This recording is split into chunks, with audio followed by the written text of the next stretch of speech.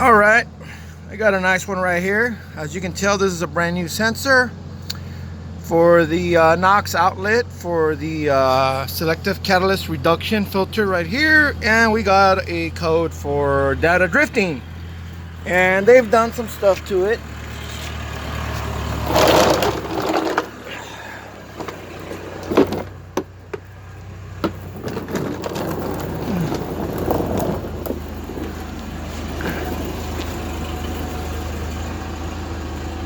Yeah, I wonder how much that's affecting the reading, because it measures the inlet and the outlet and it knows what it's looking for. So yeah, anyway, we're gonna fix it, make it right.